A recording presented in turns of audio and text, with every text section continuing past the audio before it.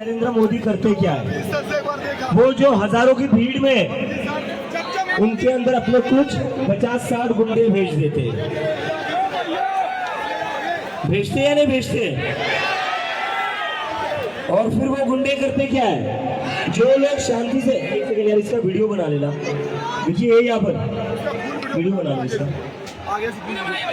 जब मोदी करता है पुलिस को आगे करता है।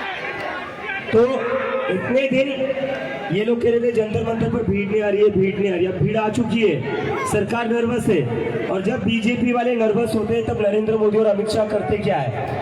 वो हजारों की भीड़ में अपने 50-60 गुंडे भेज देते लोगों को उकसाने के लिए। भेजते या नहीं भेजते? तो अगर जो बीजेपी के गुंडे यहाँ आते हैं, कोई बाहर से आता है, आप लोगों को उकसाने की कोशिश करता है, आप लोग शांत रहिए। हम लोग यहाँ पर 1 महीने से शांत बैठे या नहीं बैठे?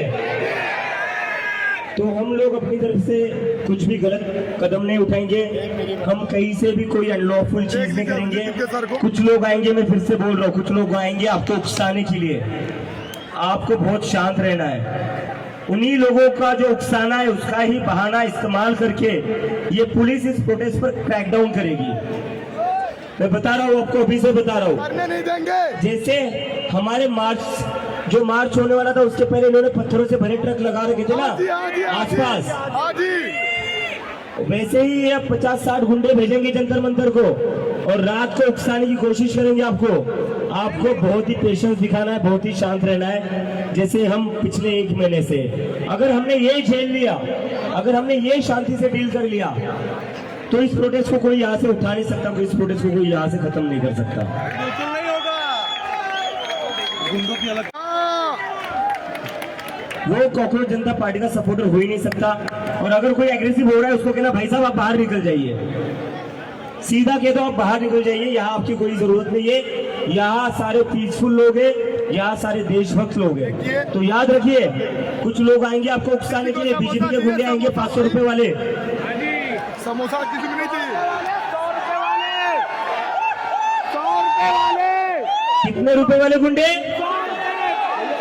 कितने रुपए वाले गुंडे? हाँ, तो बीजेपी के 500 रुपए वाले गुंडे आएंगे आपको उकसाने के लिए। आपको शांति से बना रहना है। हमारी शांति ही हमसे सबसे बड़ी स्ट्रेंथ है। उसकी वजह से ना इस सरकार का दिमाग घूम गया कि इन लोगों से डील कैसे करें। मेरा पेट भरा हुआ है, कितना खाओ भाई।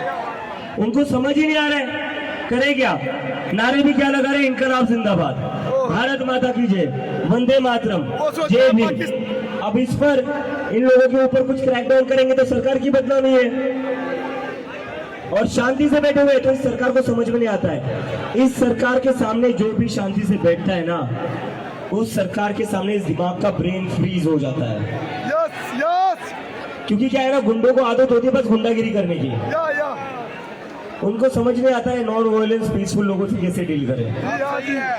तो हम जितना पीसफुली बैठेंगे उतना ये ज्यादा लोग एक्सपोज होंगे। जैसे परसों हुआ, जो नहीं होना चाहिए था।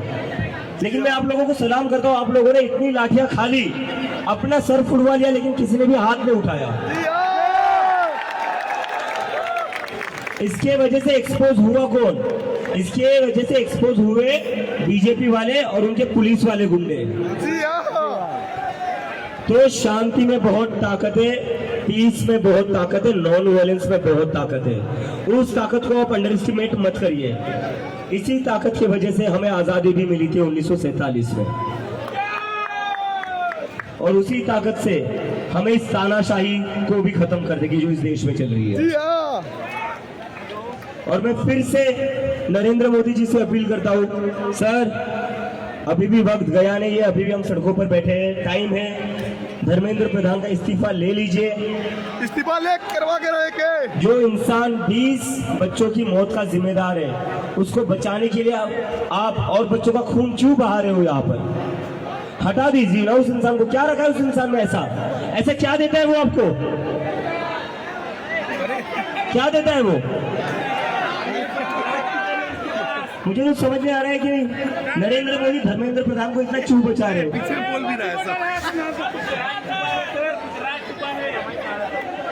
तो मैं नरेंद्र मोदी जी से रिक्वेस्ट करता हूँ, अभी भी टाइम है, वक्त गया नहीं है। आपने जो कल ऑर्डर दिया था लाठी चार्ज करने का, बच्ची लड़कियों का सर फोड़ने का, लड़कियों के कपड़े फाड़ने का दिल्ली पुलिस द्वारा, वो बहुत गलत था। लेकिन अभी भी वक्त नहीं गया है, धर्मेंद्र प्रधान का इस्तीफा ले लीजिए।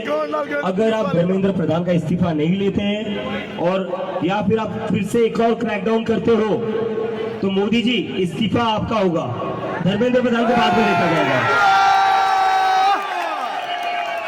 बिल्कुल होगा। और नरेंद्र मोदी का अगर इस्तीफा हो गया तो फिर से उसी रेलवे स्टेशन पर जाना पड़ेगा चाय बेचने।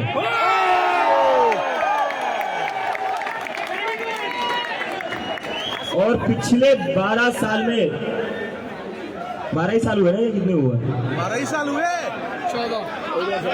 12 साल ना? पिछले 12 साल में इस जनता को जितना आपने घुमाया है ना, आप चाय बेचने भी जाओगे ना, आपसे कोई चाय खरीदेगा नहीं।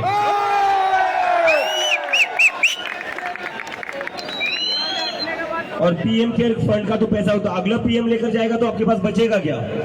कुछ नहीं। अरे वो लूट दिया खुद पीएम केयर का पैसा। अडानी भी मदद नहीं करेगा, अडानी भी इसलिए मदद कर रहा है क्योंकि आप पीएम हो। मिलानी बचेगा। उसके बाद अडानी भी मदद नहीं करेगा, बात सही है। ये साइड बदलकर किसी और को ऊपर ला देंगे। इन लोगों का यही चलता है। तो मेरी मोदी जी से फिर से रिक्वेस्ट है, टाइम गया नहीं है, धर्मेंद्र प्रधान का इस्तीफा ले लीजिए। और हम इस्तीफा अपने पर्सनल या पॉलिटिकल चीजों के लिए नहीं मांग रहे हैं। 20 से ज्यादा बच्चों को सुसाइड करनी पड़ी थी धर्मेंद्र प्रधान के फेलियर की वजह से।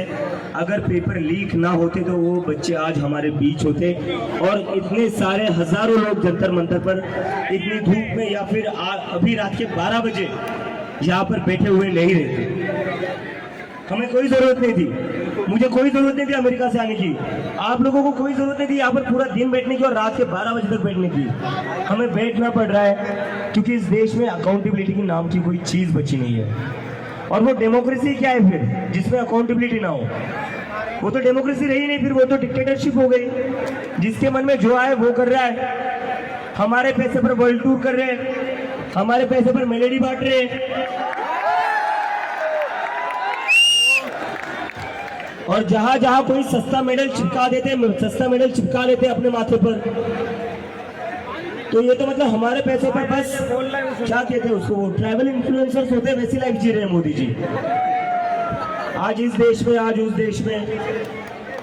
टैक्स पेयर के पैसा। तो ये सब बंद कर दीजिए, कुछ एक्चुअल काम करिए। और एक्चुअल काम करने तो मेरी पहली आपको सजेशन है, पहली एडवाइस है, धर्मेंद्र प्रधान का इस्तीफा आप ले लीजिए। बहुत दुआएं मिलेगी आपको, अगर नहीं लेते तो बहुत परिवारों की बददुआएं भी मिलेगी। तो ठीक है, मैं फिर से एक बार रिपीट करता हूँ, हम लोगों को यहाँ पर शांति से बने रहना है। बीजेपी वाले कुछ गुंडे भेजेंगे आपको उकसाने के लिए, आपको प्रोवोक नहीं होना है, आपको शांति से बैठे रहना है। Peace and non violence is our biggest strength. ये मूवमेंट, ये प्रोटेस्ट जो 1 महीना सस्टेन करा है, 1 महीना जो चला है, वो इसीलिए चला है क्योंकि ये पीस और नॉन वायलेंस की फाउंडेशन पर बना हुआ है और आगे जाकर भी उसी पर चलेगा। और कहीं ना कहीं महात्मा गांधी को भी गर्व होगा कि इतने सालों बाद भी इस देश में सत्याग्रह हो रहा है। Thank you.